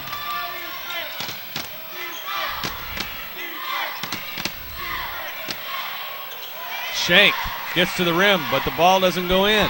Another great Right pass. side. That's going down too. Kyle Reeves from J.P. Landry. 56-41. The Hillmen have opened up a 15-point lead. A foul is called on Placer. And they're saying it was on the floor. It'll be Folsom ball out of bounds. That foul on Kyle Reeves. And that is Kyle's second personal, 8th team foul. And so it won't be out of bounds. It'll be 1-1. Well, Folsom's inexperience and youth showing up a little bit here at the moment. The last 2 possessions, they've had 1 pass and no passes before they shot the ball. They're going to come up with a couple of free throws this time. Hopefully for the Bulldogs, they'll get both those points. But neither one of their last 2 possessions have been what you would call a quality possession. There's still lots of time left in this game. The way they're going to get back in it is by getting good shots. They're not going to get back in it by just throwing the ball at the basket. Here's Broadhead going to the hole and trying to get the ball to the lens, but we got a foul on the floor. I believe it's on number 22. That's Joey Shank. We'll catch you up on the leading scores here. J.P. Landry has 13 right now. Leading scorer of the ball game. Charles Broadhead has 12. and he's at the line. And Kyle Reeves has 11. I guess that's what you call your balanced scoring. It's the way coaches like to see it. At the moment, Placer has found something that Folsom is having a hard time defending. If they can get the ball up near the top of the circle and that player can drive to the basket, Folsom cannot defend that at the moment. We had a great pass in the basket just a minute ago, and that's something that Folsom is going to have to change if they want to stay in this ball game or get back close. Broadhead hits them both. He's got 14 on the night and leads all scorers, 58-43. The Hillmen with a 15-point lead. Folsom has not been able to shoot the ball well outside, and they're going to need to do something like that here in the last 3 minutes of the ball game. Selling misses a baseline jumper, and a foul is called on Jeremy Bunnell as he got Keegan on the elbow, and Keegan will go to the line and shoot two. So what you'd hope for as a coach at this point in time, if you're Placer, you would hope that your players wouldn't do this kind of thing, because obviously every time they foul, it stops the clock, and it gives Folsom a chance to score without any time running off the clock. And the Hillmen have 9 team fouls now. From now on, Folsom will be shooting double free throws. Double free throws. You don't necessarily want to just give them free baskets, but on the other hand, you certainly don't want to stop the clock if you can help it. Bunnell from Lenz doesn't go. Lenz tips it away. And here we go again. They're going to get a chance to score with no time on the clock. And Lenz is called over the back. Ooh, that's kind of ticky-tack, I thought. But again, that's 4 fouls on Seth Lenz right now as well. But your point is right. No need to foul there. No, you're better off to let the clock run. Placer has a 14-point lead. That made 58 points may be enough to win the game. Not that they don't want to score again, but right now the best friend in the gym for Placer High School is the clock. And look at Seth Lenz get the rebound and hustle down the floor. He's just a junior. Keegan 1 for 4 in free throws here lately, and that's got to hurt. So now this is a good possession. That'd be a great possession if they score, but they've already run 25 seconds off the clock. There's Broadhead looking for a backdoor, not there. Reeves, one-on-one. The three-pointer from Lenz doesn't go. Shank with the rebound. But they ran 30 seconds off the clock. It's not all bad. 2 minutes and 15 seconds to go in the game. The Hillmen with a 14-point lead. It's going to take a miracle for this team that only won 1 league game last year to not win the Kendall. There's Keegan with a turnaround shot, no good, but he's fouled. And he's a frustrated young man as he goes to the free throw line. And that foul is on Charles Broadhead. And the Hillmen, if this game had gone to overtime, would be in big trouble because their 2 big men have 4 fouls apiece. Oh, actually, that's only 3 on Broadhead. I beg your pardon. But that's 10 fouls for the Hillmen. They are in the double bonus now. Been a good crowd here tonight. Terry, it's the Mandarin smoothies in the snack bar. Now I'm going to ask you, how many tournaments have Mandarin smoothies in the snack bar? You just don't see them. Have you had a Mandarin smoothie? Oh, they're awesome. My wife made me one the other day. They are delicious. 17-7. You see the Hillmen have outscored the Folsom Bulldogs by 10 points here in the fourth quarter. And, it's just one of those deals where the first period and the third period were close, but just 2 periods, the second and the fourth. And again, we mentioned that at the beginning of the game, the Hillmen were up 11-3. Folsom went on a 13-0 run. And then it was in the second period when Placer went on a 14-1 run at one point. So it was a game of momentum shifts, and then here in the fourth period, Placer has put it all together. Folsom has had a hard time finding the net from either the free throw line or the short turnaround jumpers, but Keegan hits his free throw there and cuts the lead to 13 with 2 minutes to go, and Reggie Miller is nowhere in sight. Well, we'll see if Folsom has a trick. They got a different defense that they can get the ball back quickly. They jumped Charles Broadhead in the corner, but that's going to add to an easy layup for Bunnell at the other end. off the nice pass from Kyle Reeves. Placer needs about one more good possession, and this game is over. Rounding off, and Charles Broadhead again is there with another rebound for Broadhead.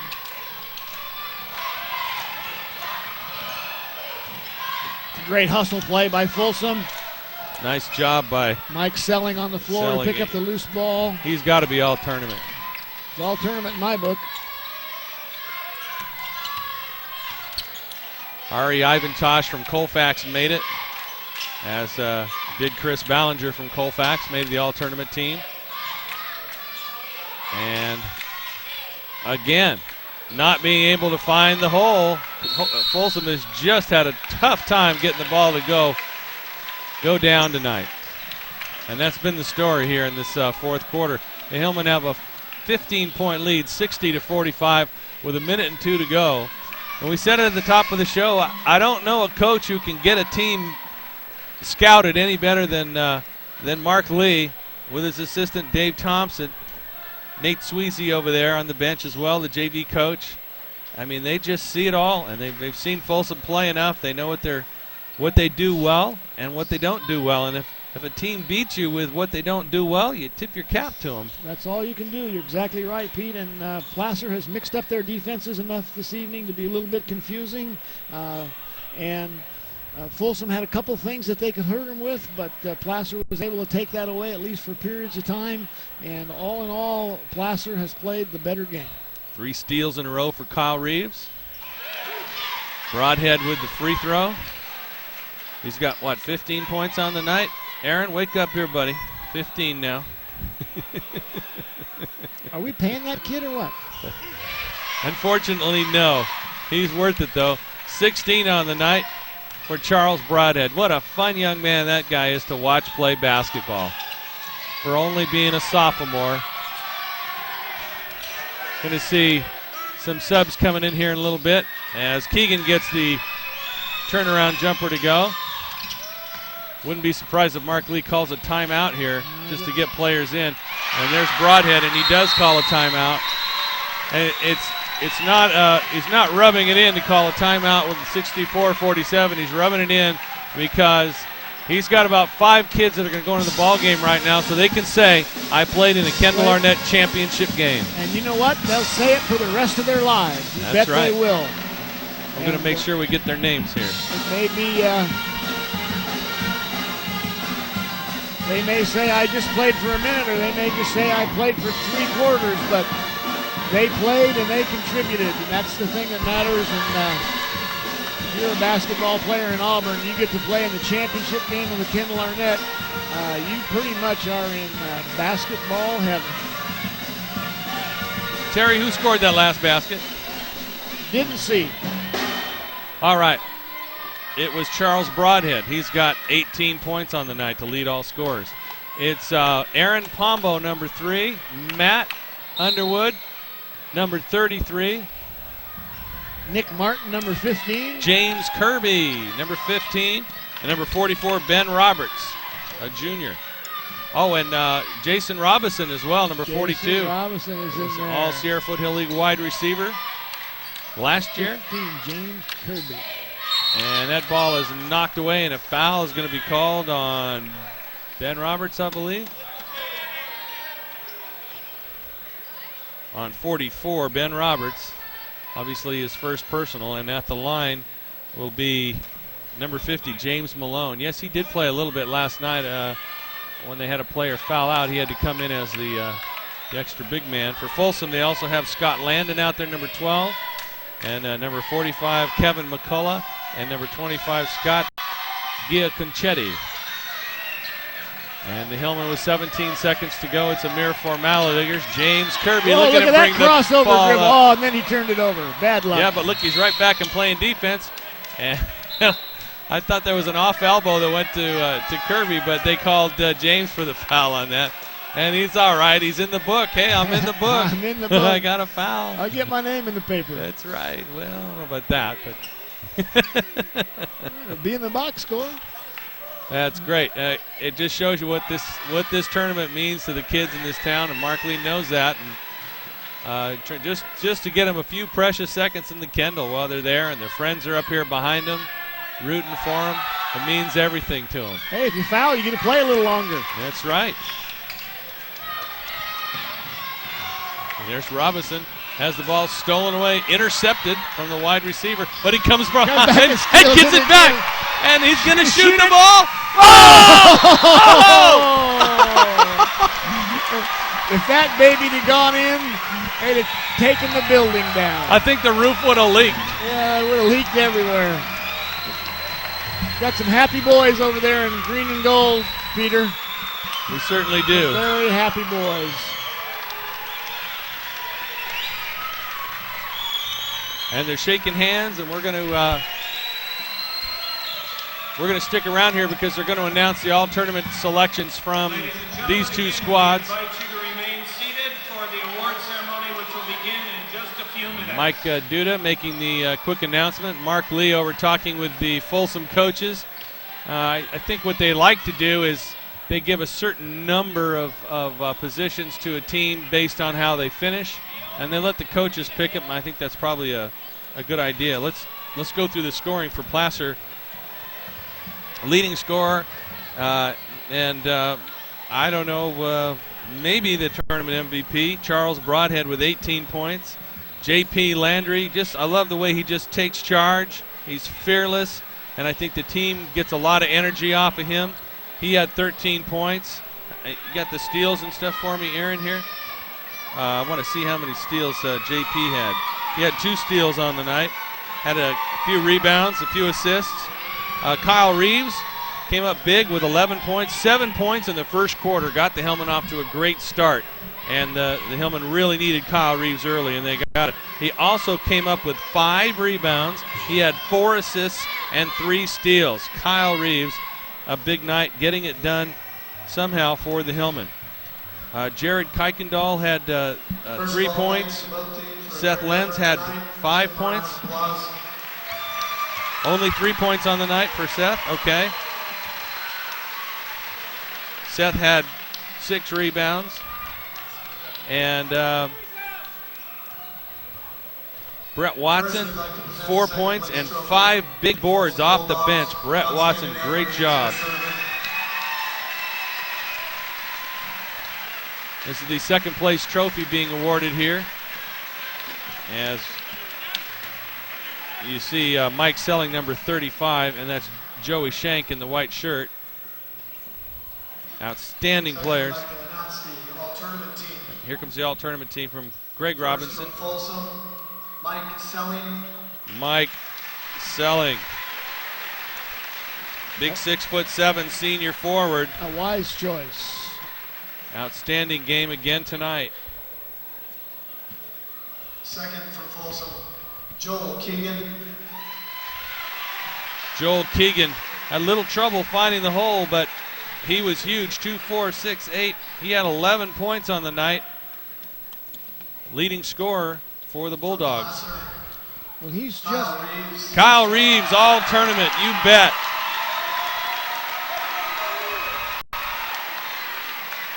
Getting it done in the backcourt with the steals, with the assists, with the rebounds.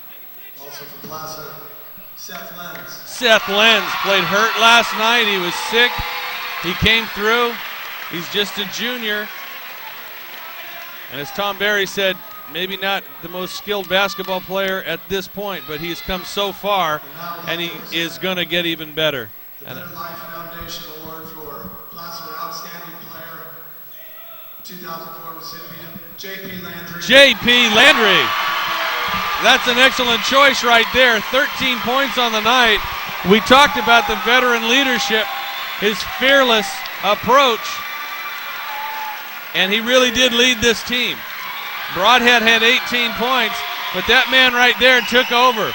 If nobody else was going to score from outside, he'd take the shot. Hit a huge 3 last night against San Juan, and I believe that put Placer up in the lead late in the ball game. Oh, here it is. Kendall Arnett tournament, Charles Broadhead. He's just a sophomore, Terry. I'm just wondering if there's ever been a sophomore MVP before. He's just a sophomore. That kid He is something special. Got a chance to see him 2 years in a row at E.B. Kane. Last year as a freshman playing on the JV team. This year coming up to the varsity. He's just Mr. Basketball. That kid, he's just one of the nicest kids you'll ever meet. And I tell you what, I remember when Jimmy Hardy came up and played in the Kendall Arnett as a sophomore. There haven't been very many sophomores who've played, so it would be interesting to know if there has ever been another sophomore MVP. We'll have to check the history books on that one. A great win for the Placer Hillmen. I think the game was won on experience and hard play. The fact that they're a senior-dominated team, they know what it takes to win big games. They've been on the other end of these kinds of games before and didn't like it. They know the energy and the effort that it takes to win these kind of games. And the young Folsom team, I think, was lacking in that area. But my golly, can they be a force to deal with next year? The team effort, and again, considering where they're coming from, what they went through last year. A young man right there, Mark Underwood, got a couple of starts. But Charles Broadhead with 18 points and 7 rebounds and had to play with 4 fouls in the championship game, and he's just a sophomore. And I tell you what, folks, you need to get out here to the Earl Crabb Gym and watch this team play this year. There are definitely teams with better talent. There's no question about that. But with Mark Lee drawing up the X's and O's and the help he gets from his coaching staff, Dave Thompson and the others, this team is going to be very, very tough this year because they don't quit.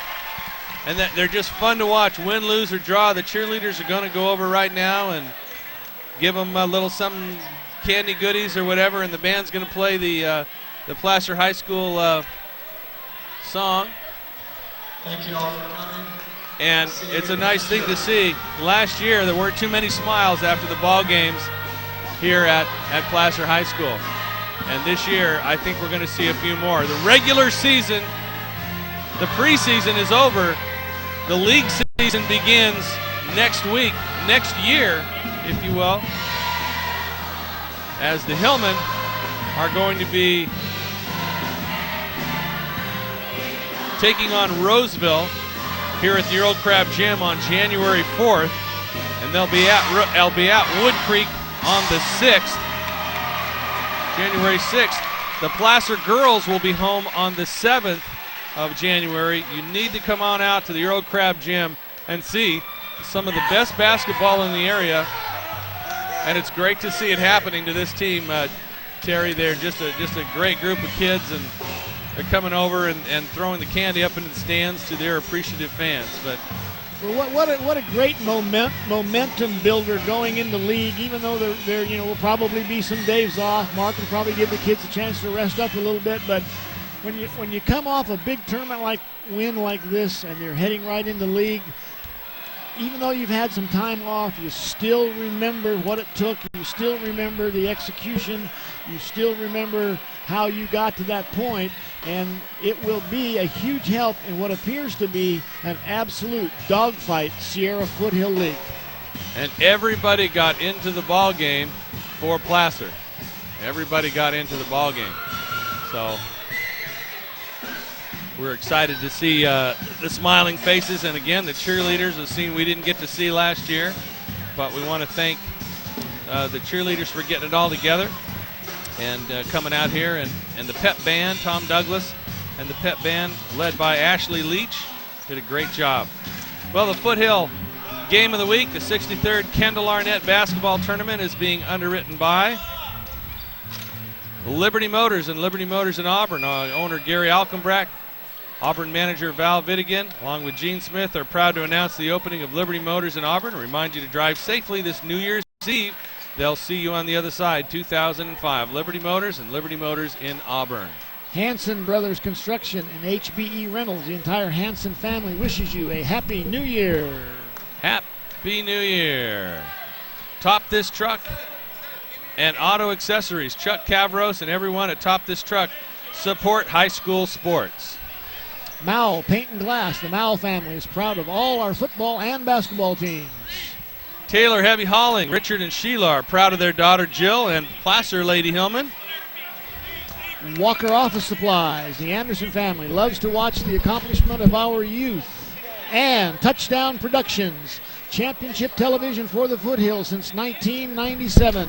Be sure to join us next year as we begin the regular basketball season and follow all the local teams on the road to Arco Arena on our Foothill network of stations. Charles Broadhead. Come on over here, young man. What do you got there? You got some candy? What does that say? Most valuable player. We need to turn this microphone on. Can we get this microphone to work? Test it. Here we go. Say that again. What does this say? Most valuable player. Most valuable player of the Kendall Arnett tournament. Zoom in on that, will you? How about that? Has it ever happened for a sophomore before? Do you know? Did they tell you? I have no idea. Look at that. Most valuable player 2004. And how old are you? 16. He's 16. Charles, excellent game. Where do you get your game from? You just go out there and play hard, and you always seem to find the ball, and the ball always seems to find the net. How do you do it? It's the team, coach. Great coach. Team helps me a lot. Team. How is it, team? How is it being a part of a group that struggled last year and you come along and make them a better squad this year? It must be a lot of fun. Yeah, a lot of fun. What did Coach Lee talk to you guys about at halftime? Need to contain their posts, better defense, team defense, spread the ball. For a while, it looked like you were guarding nobody out there. You were in the middle. What was going on there? What defense was that? I was 25. That was zone offense. Just a zone defense? Yeah, zone defense. Yeah, my bad. Yeah. Job. But you got it done. You kept their big guys out of the scorer's book, and you got 18 lead all scorers, along with 7 rebounds. Charles, it's a pleasure watching you play, young man. Thank you, Charles. All right, Charles Broadhead, let's get Seth Lenz in here. Come on in here, Seth. I'm kind of tethered. I can't move very far. Great game, young man. Played with 4 fouls, played with a lot of heart and a lot of determination, and a little bit of the flu, I understand. Oh, yeah, just a little bit. I wasn't feeling too good this morning, but, yeah, it's. You're better now? Yeah. Okay. How was it playing against those? They got a front line. That's a very athletic, tough front line. They're big, but, they played really well. Their post players, they're really good. And we played well tonight. And you get better against good competition like that, right? Yeah. Well, when you play against someone better, obviously you get better. Yeah, step up. Big game last night with the steal, and you had the three-point play and got them into this championship, and just an outstanding effort. And you guys are ready for league? Oh, yeah. We're ready for league. Probably not thinking too much about league right now, though. No. Right. Big party out at the ranch tonight? Sure, why not? Party at Seth's house. Seth, congratulations, young man. Couldn't happen to a nicer guy. All right. Let's get these two in here together. I want these two guys in here together. Kyle Reeves and JP Landry, all tournament. Now tell me, how long you guys been playing basketball together, Kyle? It seems like forever. It seems like forever. Yeah, it How does. old are you? 17. Okay, it isn't forever. Are you 17 too, JP? 18? Been playing together since like 5th grade. Always on the same team? Yep. That's not fair. How'd you do that? I don't know. Work the system. You guys seem to kind of feed off of each other. You kind of have some kind of telepathy going or something when you get those steals in the backcourt. How do you explain that? I don't know. It's hard to explain. It's just whenever someone gets a steal, we just know where the other person is. Lots of practice. You're not too shy about shooting the ball when it's not going down for somebody else, huh? Right. Last year, all the other years, I've always just stopped shooting. This year, I don't know. I guess it's just all in my head. Just gotta keep shooting. Coach give you the green light? No, but yellow light. Well, he'll take it. That 3 you hit last night, I know he's not complaining about the others. He was happy with that one. JP and Kyle, thank you. A pleasure watching you, especially after the struggles last year. Looking forward to league this year. All right, go get them, guys. Here's the architect. Let's get Coach Lee in here. Here's the architect. Yeah, nice job. I know you scouted these guys well. I knew you knew everything they were going to do, and your plan worked. You threw different defenses at them. I don't know what the heck was it, a zone and one? What the heck were you doing out there? No, we were just playing man, and when 32 came high, he can't shoot, so he's dropped off and doubled there. And when they had 20, anybody in the game that wasn't a shooter, we just sagged in the post. So we tried to take away their post game, and our kids did a great job of what were they trying to initiate, what were they trying to accomplish, and our kids basically picked up on that and did a great job of it. So and we just played them, 8 days ago, I believe. So was it just 8 days ago that you handled them in their 18th, tournament? So 10 days. Well, you won by 4 down in their tournament, right, and you won by 14 tonight. Is that the difference of playing in the Kendall Arnett? Could be. We had a lot of energy. They seemed tired a little bit, and I was so proud of our big kids rebounding. Well, all 5 guys. We told them before the game we'd have to have 5 guys go rebound, and they did a great job. I don't know how many second shots they got, but it wasn't a whole lot. Well, Broadhead had 7 rebounds to go along with his 18 points, but Kyle Reeves had 5 rebounds. Yeah, that's his goal every game. Bunnell, Reeves, and Lander, we try and get him 5 rebounds a game because we're not big enough to let those 2 big guys try and rebound. So we need 5 guys rebounding. This team they shared the ball. It was just fun. I'm so happy for the seniors. I mean, after going 8-20 last year, get the start they've had this year. But it's great to have a Kendall championship. Well, we got league starting next Tuesday. We got to be ready. You're to not play. thinking about that tonight, though, are you? Oh, not until tomorrow morning. So.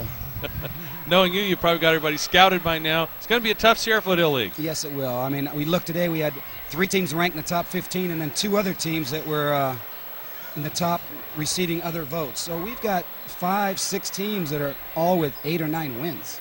And the power rankings are going to be set here very soon? They'll late January. Late January? Okay. I want to thank Touchdown Productions and Terry and yourself for coming out. Really appreciate it. Supportive Touchdown Productions. It's great. The kids love it. They'll watch this tape 100,000 times. This is an awesome thing to have a tape from Touchdown Productions of the Kendall Arnett Finals, and your team wins by 2 touchdowns. Yeah, Just we'll awesome. Gil from the truck says thanks for letting us come out. Always a pleasure watching this team play. I mean, this is a lot of fun. Terry and I are talking about it, just how much fun they are, win, lose, or draw. The effort that they put out, the hustle, they never quit. It's so much fun to watch. And above all, they've got outstanding character. They're just a pleasure to be around. They're good kids. They got an outstanding coach, too. Thank you, Coach Lee. Congratulations. Kendall Arnett champion. Mark Lee is not only the basketball coach here, not only the coordinator for the Kendall, he's also the athletic director. So he's got quite a schedule and quite a lot to keep track of here at Placer High School, and he does an excellent job, and as well as just being an outstanding basketball coach. Terry, any final thoughts as we go to credits here? Final thoughts are out-hustled, outplayed, outmaneuvered. The Hillmen did it all to the Bulldogs. A very deserved win by a very fun team to watch that does a lot of things really well. And even a team that has the athleticism of a Folsom Bulldog squad. It just goes to show you what coaching can do, what playing as a team can do, what hustle can do. Because there's no question, probably 2 or 3 of the best athletes out there were wearing blue tonight. Well, sometimes people say it's hard to beat a team twice, but it's really hard to beat a good team twice. And maybe a team that's better than you twice physically. And the Hillmen did it, and they did it with smarts, and they did it with heart, and they did it with good preparation and good coaching. And congratulations to everybody involved. In front of a packed house here at the Old Crab Gym. Our executive producer of Touchdown Productions is Gilbert Dominguez. Our Chiron operator is Casey Dominguez. Camera operators, great job, guys. John, Lindsay, Chris Glass, and Casey Dominguez. Announcers, Pete Dufour, and the one who knows basketball, Terry Tangney. Stats, Aaron Miles. Great job, Aaron. Thank you. Good luck with the JVs at Placer. Our underwriting coordinators, Gil Dominguez. And the office manager is Patty Costa. Distribution for Auburn Community Television is Casey Dominguez. For Lake of the Pines is Kurt Hagenauer. And for Nevada City Television, it's Bill Carlquist. And the remote facilities by the Leaky Commander out in the parking lot right now. And the maintenance by Plaza Tire and Auto Service. I wonder if they do roofs as well. And courtesy of maxpreps.com, we get some stats. Touchdown Productions. If you'd like to underwrite a program, we'd love to hear from you. It's the number is right there, 274-2206 or 274-2882. And look at the website, which is, I knew what the website was at one point. It's touchdownproductions.com. Check us out on the website. You can get these tapes and find out what our schedule is when are going to be coming to a game near you, so to speak. All right? And once again, the Placer cheerleaders. And this is from, what, 2 years ago. That's Matt Renfrey, who's up at UNR playing baseball right now. Goodbye, everybody. For Terry Tangney, I'm Pete Dufour. Hillmen win the final at the Kendall, 64-50. Happy New Year.